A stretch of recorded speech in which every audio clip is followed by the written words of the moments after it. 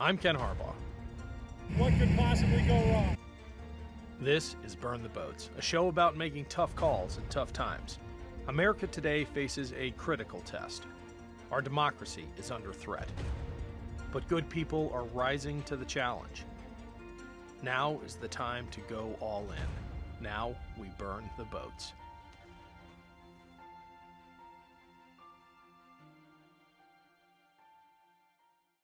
My guest today is Stuart Stevens, who dedicated his life to getting Republicans elected. He worked with dozens of candidates, including George Bush and John McCain, and was extremely successful. Now, however, Stuart regrets the part he played in the rise of Trumpism. He's a senior advisor to the Lincoln Project, which was the subject of a recent Showtime documentary, and his new goal is to counteract the movement he himself fostered. Stuart, welcome to Burn the Boats.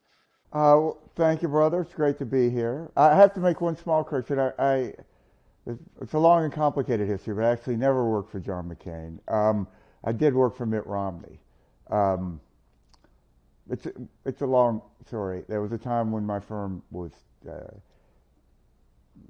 sort of working with John McCain, but we actually never did work for John McCain, so it's easy to confuse. But we worked for Mitt Romney in 2008 and in 2012. He lost, by the way, in case you haven't heard that. But no, I've been paying attention, and I got to be honest. Sorry for that error in the intro, but I felt kind of mean reading it. But your own self-assessment is brutal. I reread It Was All a Lie for this interview. Yeah. The preface for the new edition is amazing, by the way. For those who haven't read it, though, can you share the opening sentence or at least the opening sentiment? Ken, there are a lot of people who are wrong about 2016, right? But it's really hard to find anybody who was more wrong than me. I was wrong about the primary and the general. And when that happened, I had to ask myself, how is it that I didn't see this? And I started asking myself, a lot of hard questions. And in that kind of high school English teacher way, that if you can't write it, you don't understand it, I started writing about it just to make sense of it to me. And that led to this book. And the opening of the book says, "Blame me." And I say that because I was very much part of building the Republican Party. If electing candidates, you could call that building the Republican Party, which I guess you could. I never worked in government. I never, as we would say in the biz, I never went inside. Everyone I worked for had the good sense to realize they should never let me near government. There are people that, there's sort of a trope of Washington books, like, if only they had listened to me. I couldn't write that book because they did listen to me. I was lucky. I built the most successful Republican media consulting firm, worked in 5 presidentials, helped elect governors and senators in over half the country. Where you're in Ohio, I did all of John Kasich's races when he ran for Congress, Rob Portman. I worked for Bush there in 2004 and 2000, where we carried Ohio, barely. So, one of the things that really drew me to the Republican Party was a concept of personal responsibility, which I think, as far as the party is concerned, turned out to be a complete fraud. But I believed in it, and I didn't know any way to begin sort of looking at this without taking personal responsibility. I can't blame others. I was part of this. So that's really what led me to want to write that book. And then the book itself is sort of a history of sorts of the Republican Party post-World War II that kind of tries to get into explaining how we ended up where we are. You did a recent PBS interview in which I think you distilled that history to its essence better than anyone I've ever heard. Can you share your observation about the Eisenhower strain versus the McCarthy strain and the DNA metaphor? Yeah, you know, it's really fascinating. I think when you step back and you look at the party, after World War II, there were pretty clearly two strands. There was an Eisenhower strand that was boring and governing and sane, and then there was a Joe McCarthy strand. Conspiratorial, xenophobic, often racist, non-governing. So those two kind of battled each other at times, different degrees of, say, dominance within the party. You know, there's a period in the 60s when they made a conscious effort to chase out the most extreme elements, John Birch Society, all of that. You know, this, for people kind of my political generation in the Republican Party of operatives, we were drawn to a lot of us were drawn to George Bush and this concept of compassionate conservatism. So, you know, I moved down to Austin in the spring of '99 to work for Bush. I wrote a book about that called The Big Enchilada.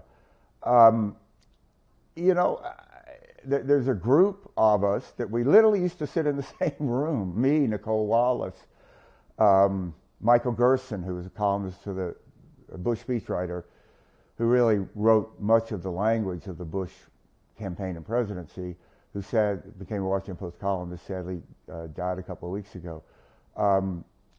Matthew Dowd, who you see a lot on television, who was a strategist, pollster, Mark McKinnon. And I think that, well, I assumed, and I don't think it's unfair to say that we assumed that the part of the party that we thought we were part of was the dominant part of the party, and we would emerge increasingly dominant, if only because the country was changing so much. So we looked at the failures of the party and said that they were failures. The inability to attract more African American voters. George Bush made a huge push to attract more Hispanic voters. And in fact, in 2004, which is the only time Republicans have won the popular vote in the presidential race since 1988, we hit a high watermark for Hispanic voters, around 44%. This was something that Bush felt very generally, which gets into the whole, you know, he was a Texas Republican, and Texas Republicans have a different history with Hispanics, really. It's very unique. I mean, you even see Ted Cruz, but it's kind of, we can talk about that if you want to, but it's kind of a different conversation. And then Trump came along. And, you know, my belief, Ken, is that I just don't think that people change deeply held beliefs in a few years, unless there's some reason to. I don't believe in UFOs. If we're on this show and a UFO lands, dude, I'll change my mind. But nothing like that happened. Why is your experience, your awakening, if you will, so exceedingly rare? I mean, you have some good company, Mike Gerson and others. Mike was actually the first guest we ever had on this show, and it's so sad to see his passing. So, you know, the Bush campaign assembled starting in the spring of '99. I moved to Austin in the spring of '99. I had worked with Karl Rove. I had never worked with then Governor Bush. But Karl really assembled that team. And Mike Gerson was hired as a speechwriter. Now, I had worked for Senator Dan Coates. I'd done his campaigns, who Mike had worked for before. And I really didn't know Mike then. And it was interesting because, you know, I love Dan Coates, but I don't think anybody would have said, you know, Dan Coates is a great orator. So it's like, they're hiring Dan Coates as speechwriter. It's like, really? And then I started reading what Mike wrote. I mean, it was just brilliant. And I think one of the key tests of any campaign and of the successful campaigns is the degree to which you can develop your own language to be as a candidate.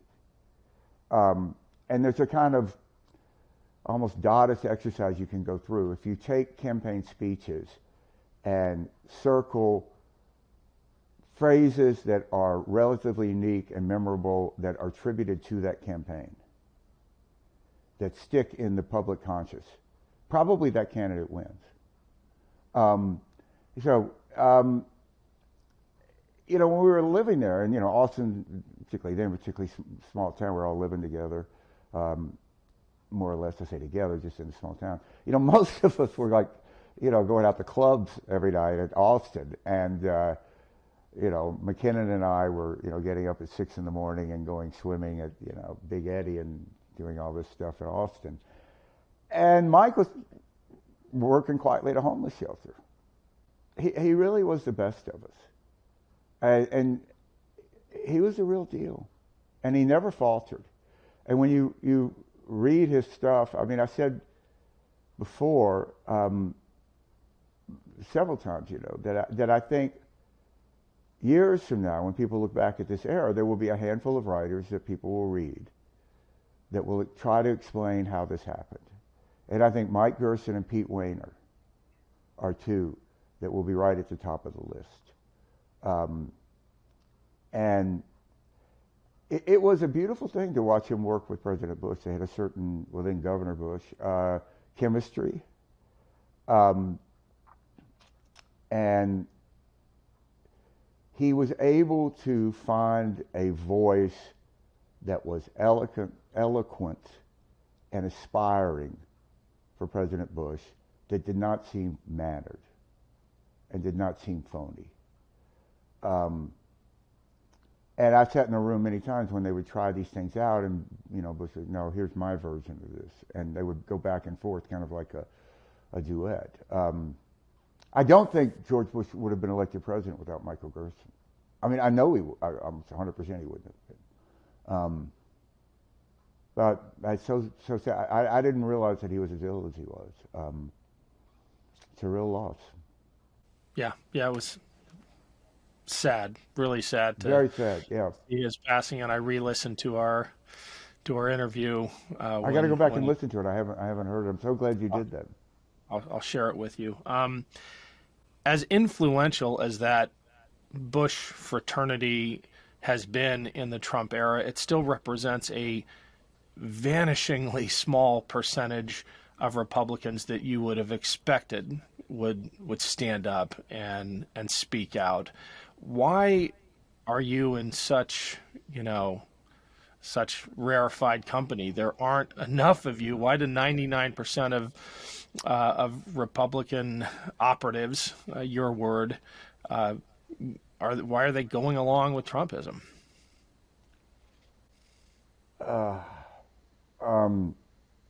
You're asking me another way to put it is like, why haven't I slept well in 7 years? I'm asking you the $1 million question, but I know this is why I wrote. This is why. Listen, it's an essential question. This is why I wrote a book trying to figure this out. I mean, I never in a million years would have thought the people that I work for would go along with Trump. I just said it won't happen, and I was wrong for the most part, not entirely, but Mitt Romney didn't. I worked for pretty much all these Republican governors that haven't gone along with them. Phil Scott in Vermont, Charlie Baker, Massachusetts, Larry Hogan. I worked for all those guys. I love those guys. They didn't go along with Trump. But most did. I can explain it in a political science sense. There's a subtext. I'll tell you why I'm asking, and I know you've covered the political science answer, but I have to believe there's a character-driven answer. I've read a little bit about your dad. I know something of Mike Gerson's personal story, and I'm wondering if it's as simple as the values you were inculcated with growing up, and that are somehow missing in so many. I don't look. I mean, my dad was a classic greatest generation guy, right? He grew up in Mississippi, went to Ole Miss Law School, became an FBI agent, was living in New York when the war broke out, being an FBI agent, sort of chasing would-be German spies. having the time of his life and going to plays at night.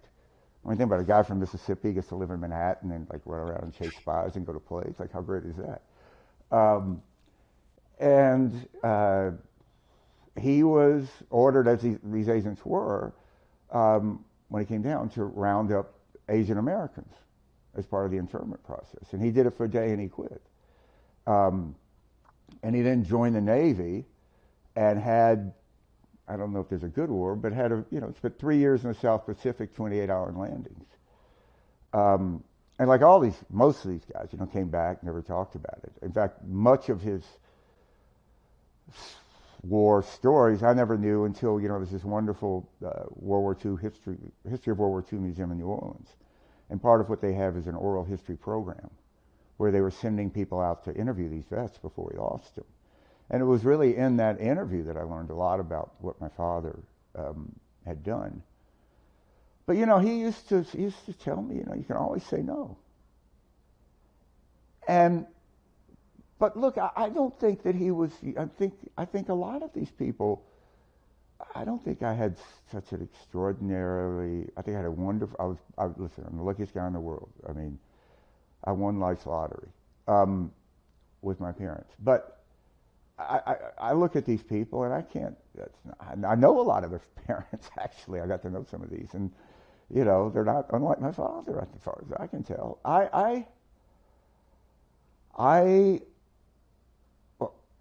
The bottom line is, I'll never ask myself again how 1930s Germany happened. Yeah.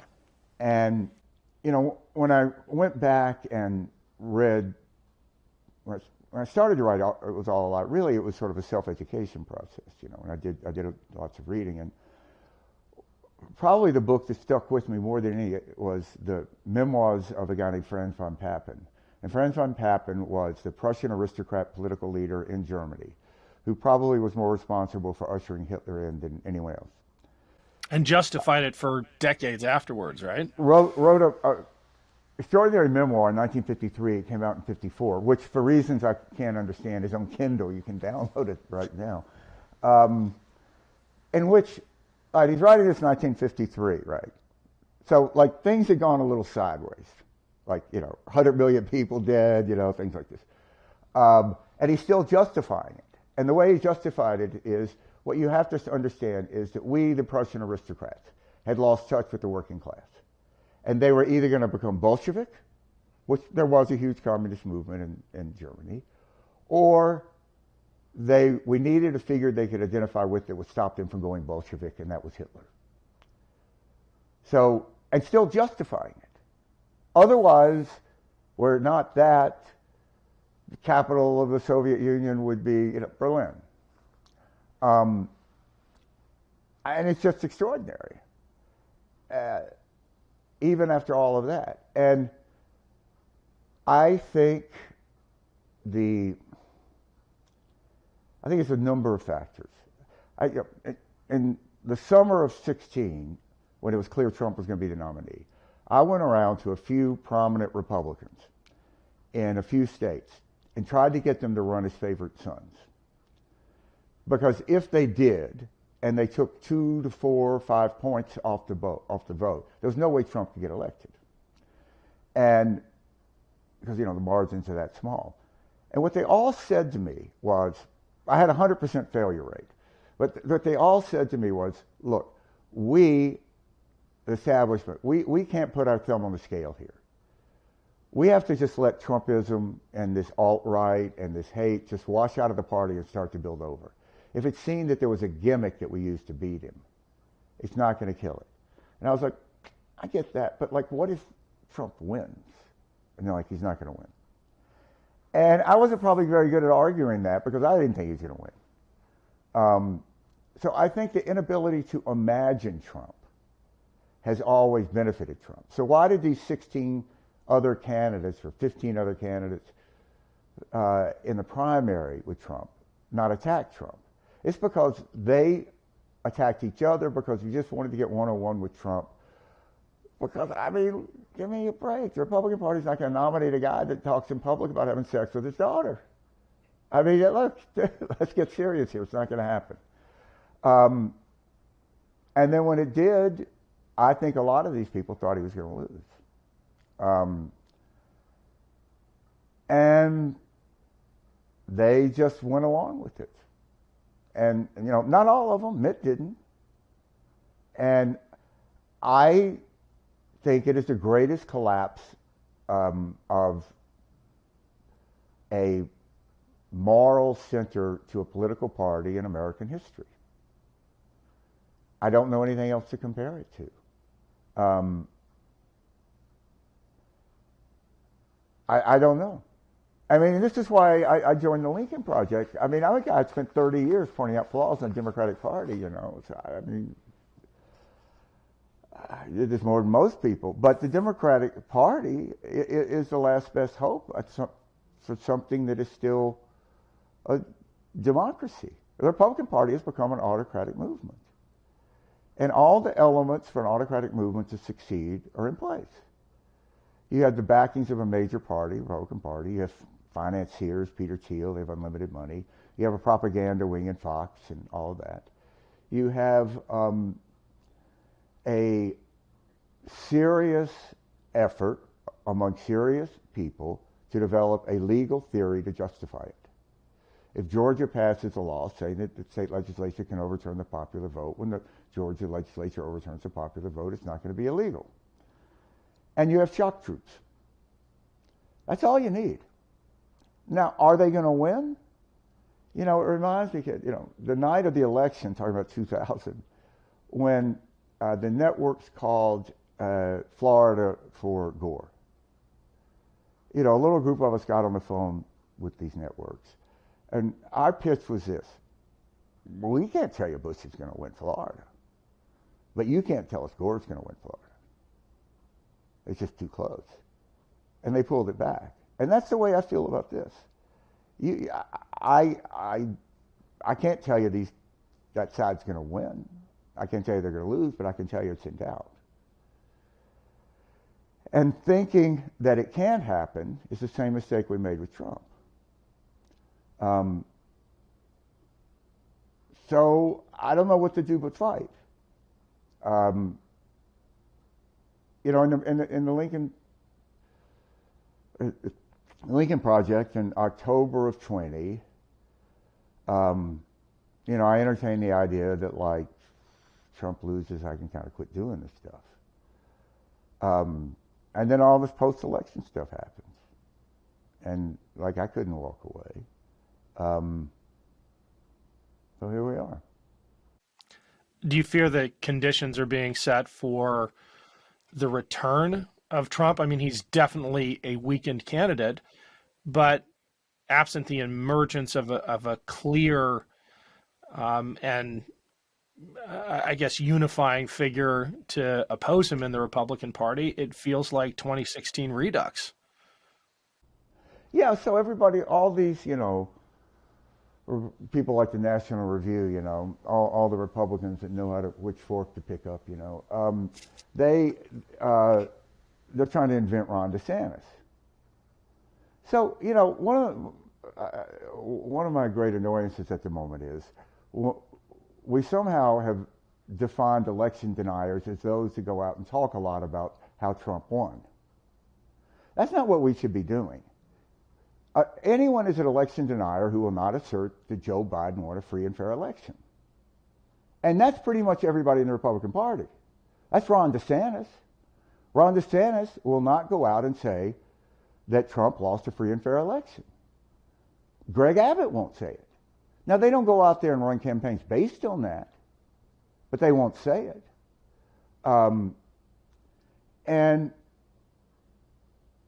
there is no attempt in a serious way to develop a coherent, moral, credible, center-right philosophy of government that the Republican Party would represent. You can't.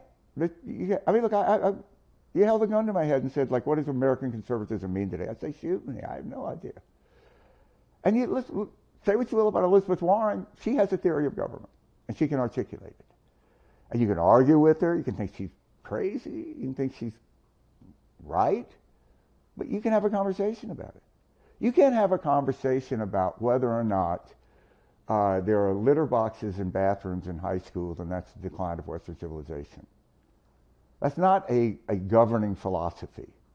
You can't have a conversation about a governing philosophy is to charter a plane, pick up a bunch of people who are in the United States legally applying for asylum, fly into Florida, and then fly into Massachusetts as a campaign stunt.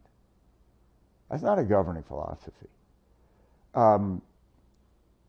And there isn't one, except it's a white grievance party. This is all about race. It's all about race. 1956, Eisenhower gets 44% of the black vote. 64, it drops to 7, and never came back. And here's everything you have to think about, right? 1980, Ronald Reagan wins this sweeping landslide, like 44 states or something, right? He got 58% of the white vote. 2008, John McCain lost a not particularly close election with 58% of the white vote. There you are. 85% of Trump's coalition is white, 20.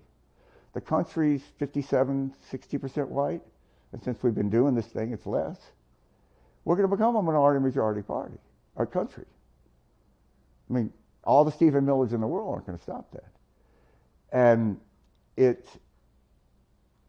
the party has never been able to do the hard work necessary to appeal to non-white voters in large numbers.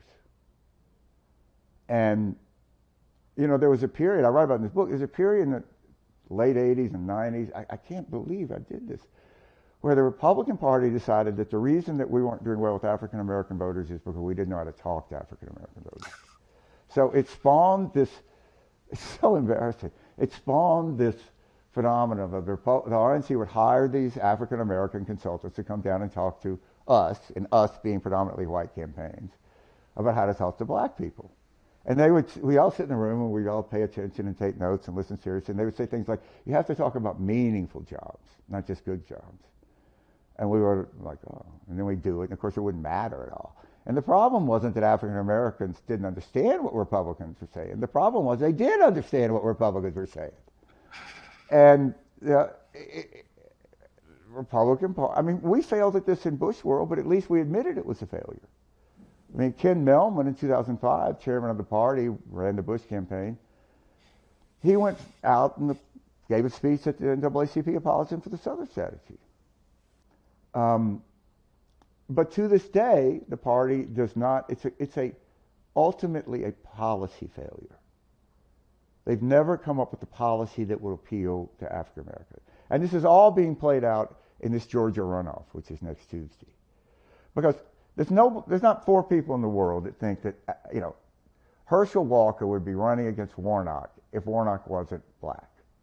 So, they sat in a room and said, how do we beat this black guy? They go, well, we got to have Phil's a black guy. Well, what about Herschel Walker, who lives in Texas, who was kind of a big deal in Georgia? Well, that's good. We'll get a such black guy. Because the only reason that African Americans are voting for Warnock is because he's black. So now we've evened the scales. We're going to get more white votes than Warnock's going to get, and then we're going to win this thing. And, I mean, it is just so fundamentally condescending and unaware. So they put poor Herschel Walker up there. I mean, a guy, I don't understand how he gets through TSA. It just shows how little you care about the country. I mean, I worked for the reason they're having this race is because Johnny Isakson died, the last senator. I worked for Johnny Isakson. A wonderful man. You may not have liked some of his votes, but he's a wonderful human being. And look, they had Sam Nunn from Georgia. So, I mean, if Herschel got elected in the 6 years, no one would ever say, I'm going to walk across the room and ask Herschel what he thinks about this. And that's where the party is. I think that race is one of the clearest pieces of evidence we've ever seen of the lack of not just a governing philosophy, but any seriousness about governing and at caring all. about the country. And caring about the country. But that's That, not that, to that, say there is still a coherence to the Republican Party and the Republican strategy, and you call it out. It's about race and election denialism now, and there's this which is about race. which is about race as well. You Which write pe- about this. Yeah, go ahead. No, I was going to say, we don't talk about this enough. The whole not voting to certify was about race. Because all these areas where the votes were in question, right? They were strangely areas where, what does Chicago and Detroit and Philadelphia have in common? Like, a lot of black people live there. And those are the areas, Fulton County in Georgia, Atlanta, wonder what? Maybe the voting machines work differently there. Or maybe there's black people. And that's what it's about. It was totally about, it was a Jim Crow vote. Cindy Hyde-Smith, this woman who got appointed, now sadly elected to senator from Mississippi, my home state, she said it. She said, I voted for this because my voters supported Donald Trump. Okay, there you go.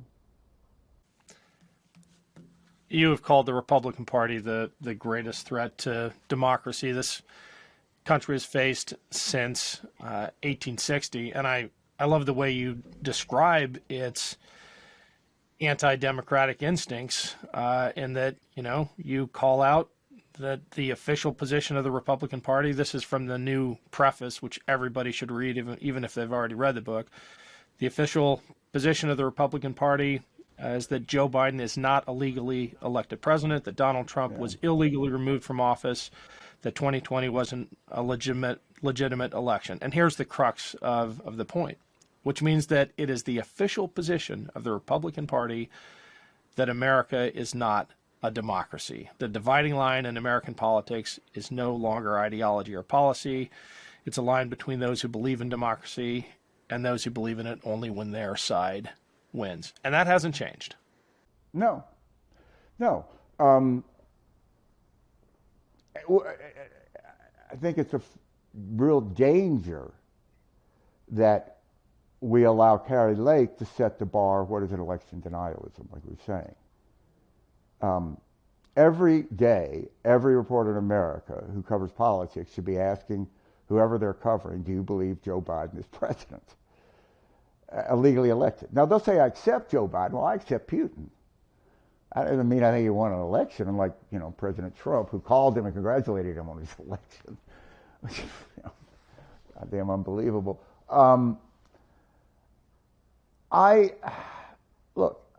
If you read, Twilight of Democracy by Anne Applebaum, which I go around giving out watchtowers to random strangers at airports. Read this. When you hear about me getting arrested, it's going to be because I was passing these out.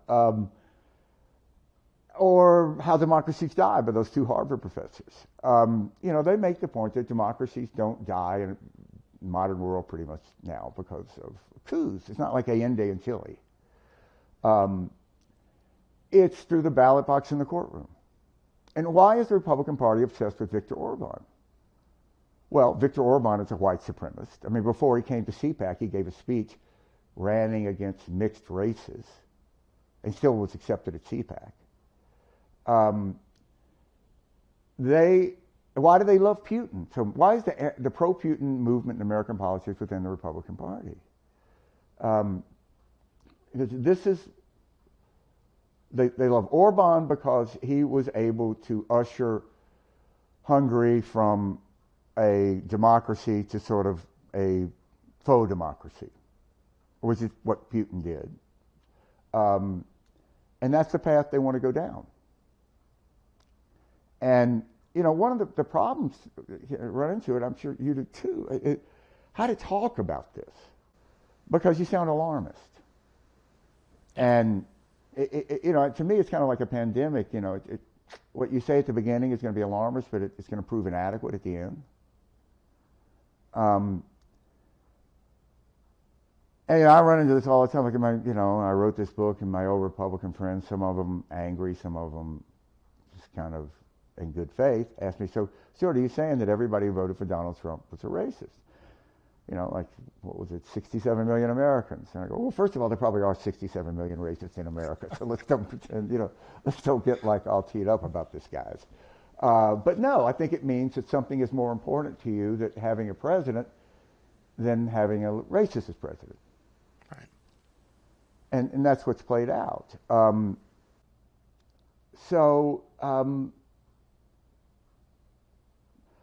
Look, 70% of the Republican Party now believes that we have an illegal president.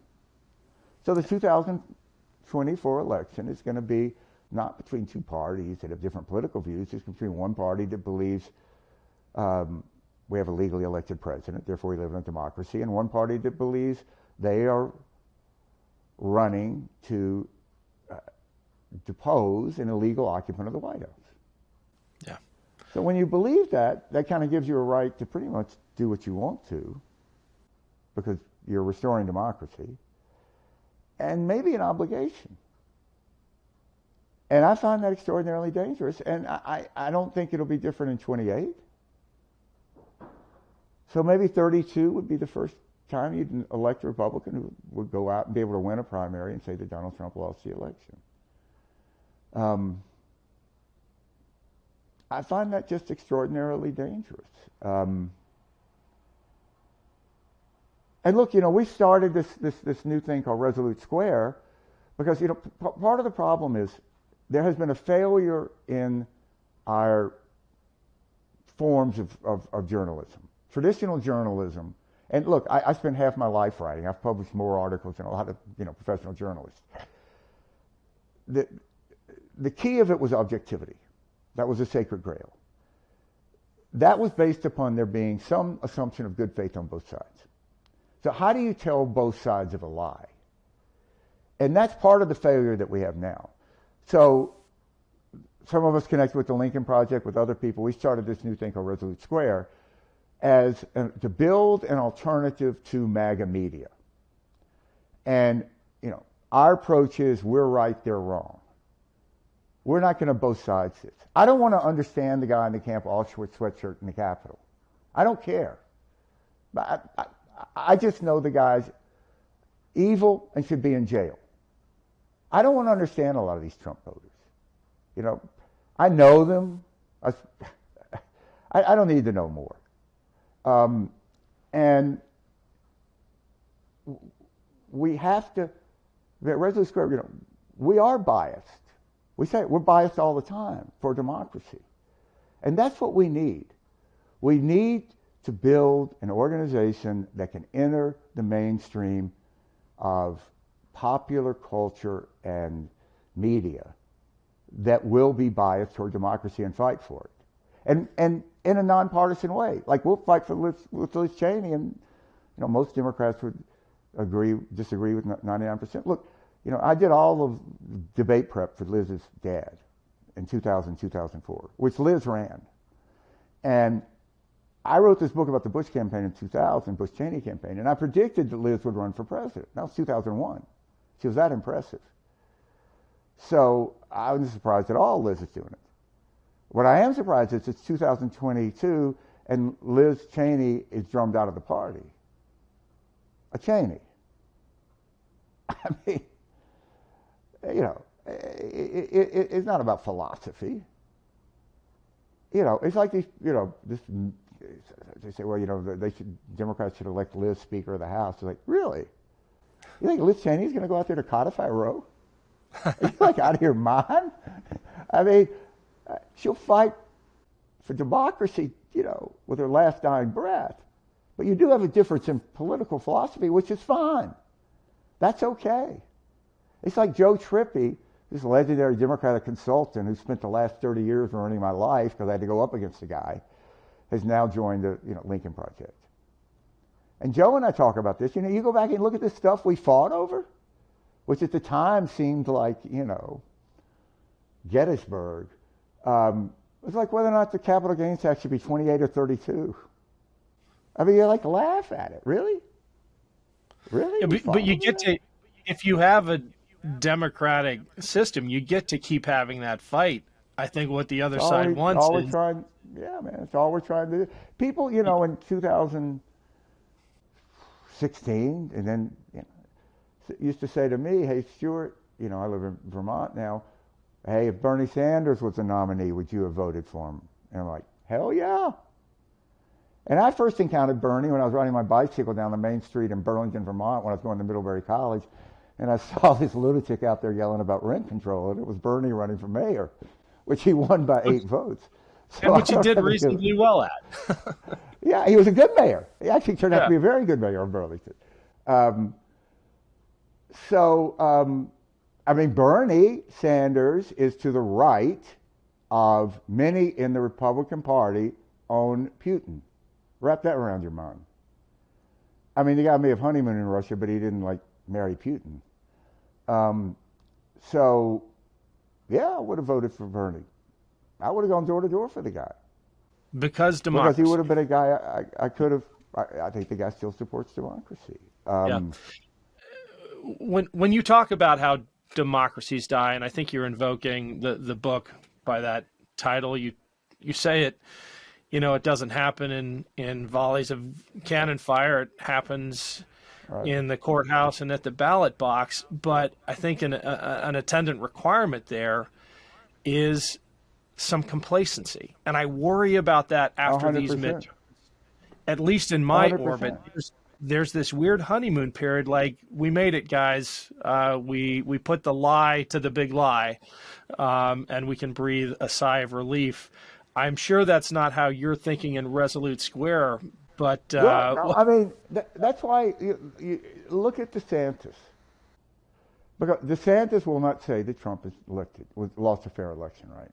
And DeSantis is a guy who's an angry, strange guy, very well educated, assume he's very smart, who manages to spend his political career bullying people. You know, this is a guy who got in a fight with the Happiness Company. Like, really? You got in a fight with Peter Pan. Like, of all the issues to pick, you're going to pick Peter Pan? You know, I want to be in the room when you say, you know, man, what we need to do is we need to charter this plane. We need to fly to Texas. We need to get somebody to lie to a bunch of, you know, people who are here legally in the country seeking asylum. Fly into Texas and go. Let's do it. Like, I've done a lot. I've been in a room for a lot of stuff, but I've never been in a room where someone said, like, what about rendition? Like, you know, that'll help us. It tests well. And it's election police. They go out and arrest 20 people because they were former felons that didn't, you know, follow. There's a process that Florida passed overwhelmingly a law that former felons should be able to vote. Republicans came in and passed a law. They can't vote unless they pay any outstanding fines they have. But it's impossible to find out what outstanding fines you have. There is no mechanism. You can't go online and say, okay, this is what I owe. So guess what? Some of them didn't do it. They found 20 in the state of Florida that hadn't done it. And then as it turns out, like most of those, and he has this big press conference, right? This is not a serious human being. Yeah. This is a man who is running out of ambition, who he has no purpose in running. And yet he's being, you know, embraced by the National Review and this desperate attempt to make him into something. And it's very dangerous. And you have to just fight it. You know, one thing I'll say about Bush world, you know, in 2000, 2004, we never thought we had it figured out. I mean, say what you will, you know, after we won Ohio in 2004, I tell you, man, I mean, we always thought we were lucky, and it could have gone the other way. I mean, we may have looked arrogant. I don't know how we came across, but I was in the room, and we were always like, man, this could go either way. And we never thought that we had figured this out. And I think that there is a sense with a lot of Trumpist people that they have figured it out.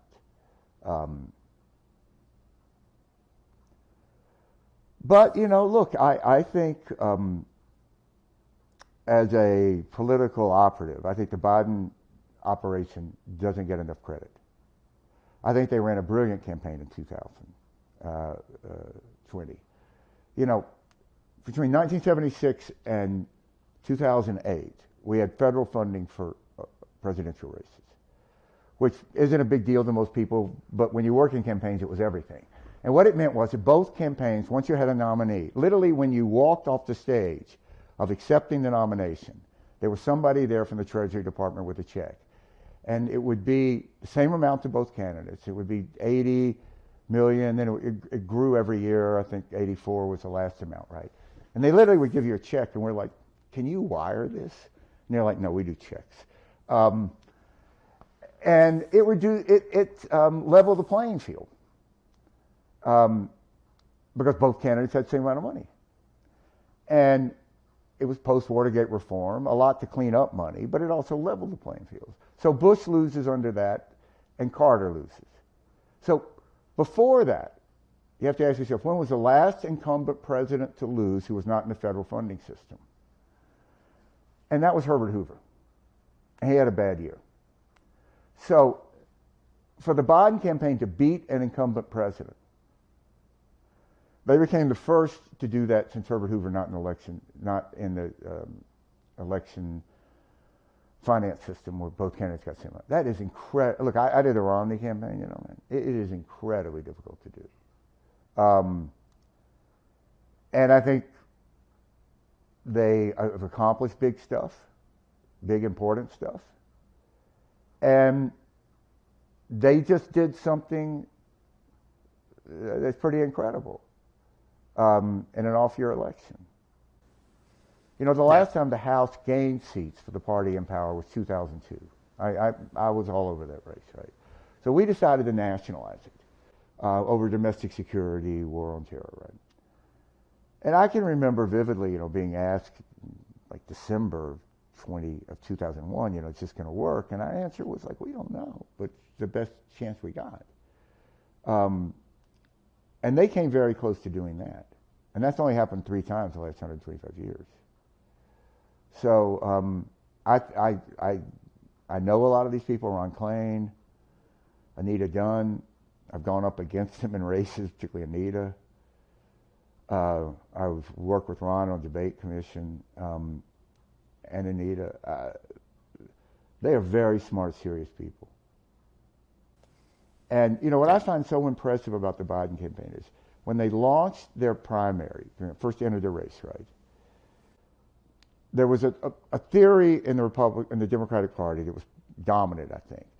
Elizabeth Warren articulated the most, that the 20 race should not be about Donald Trump. It made a lot of sense. The thinking went, look, everybody in America has an opinion of Donald Trump you're not going to change. So you got to make it about issues. And when Biden ran on the soul of the nation, he said, no, I think that's wrong. I think it's really about, when he said the soul of the nation, he meant Trump and what Trumpism means.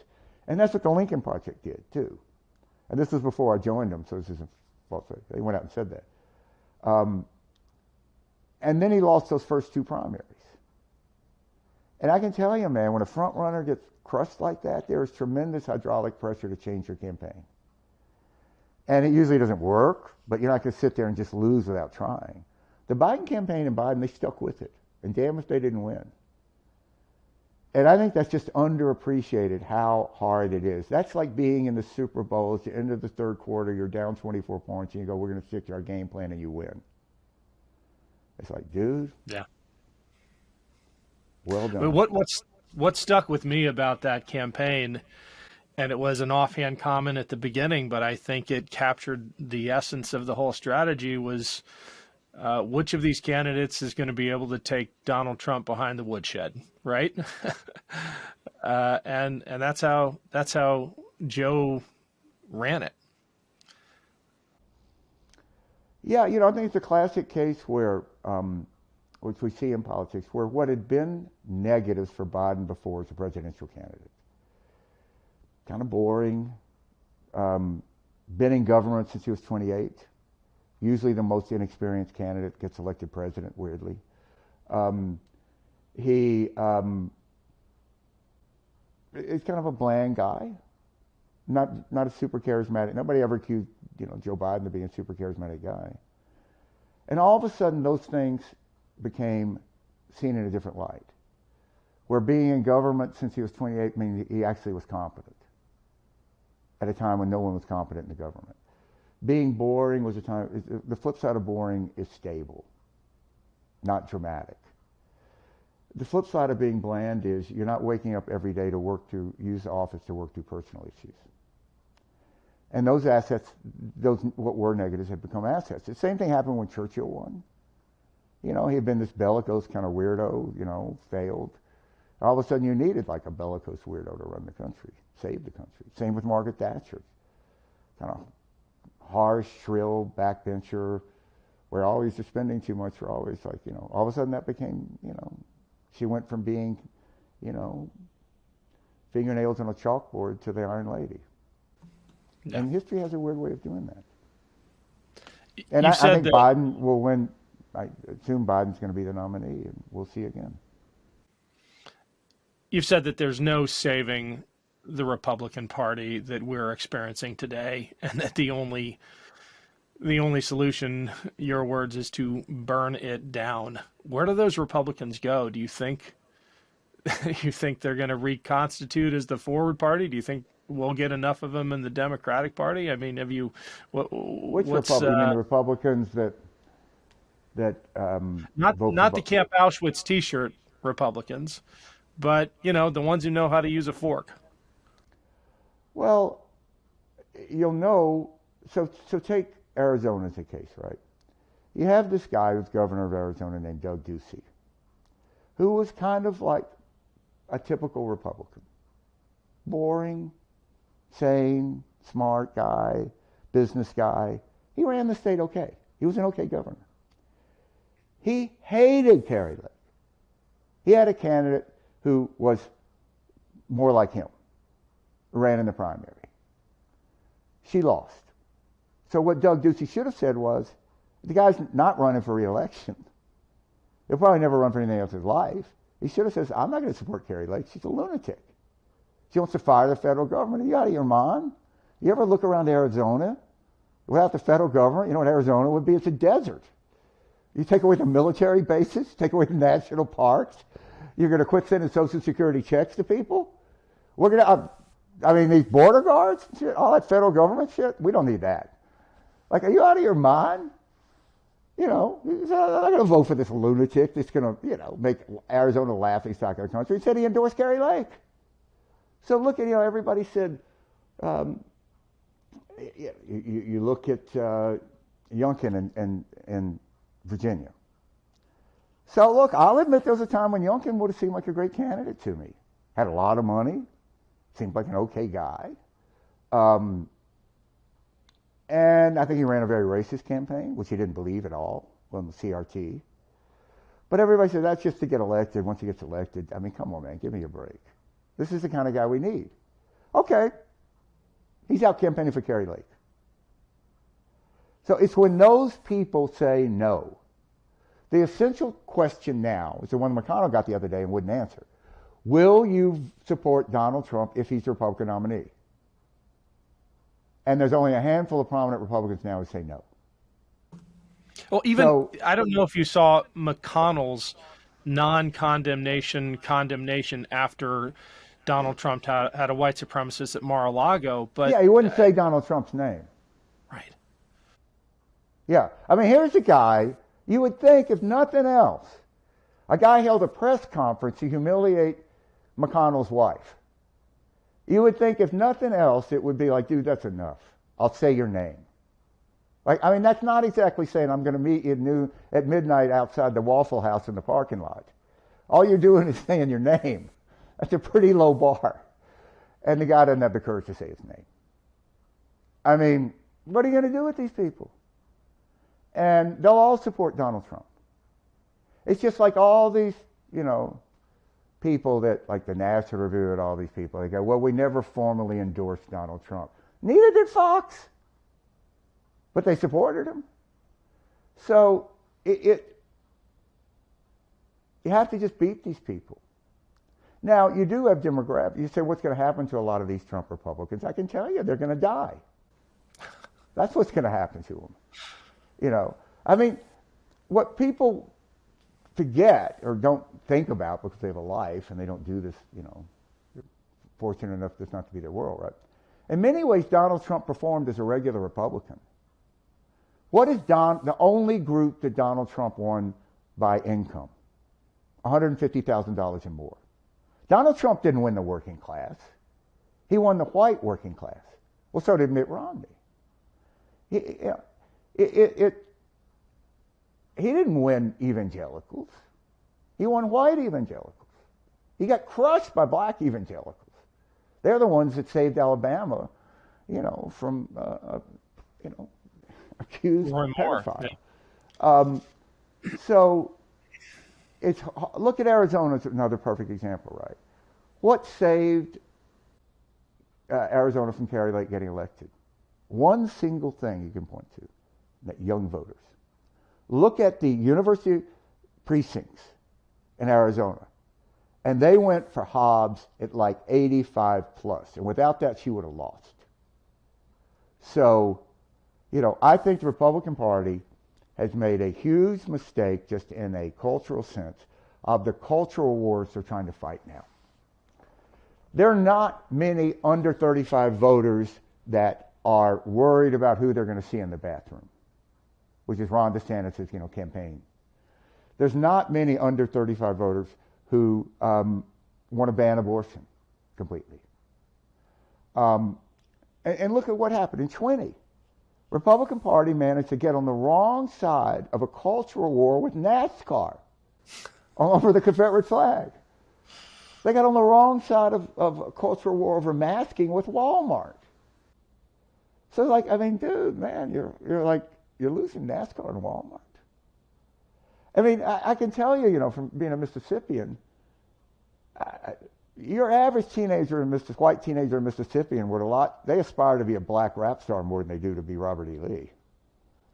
I mean, they're not drawn to all this, racist stuff at all.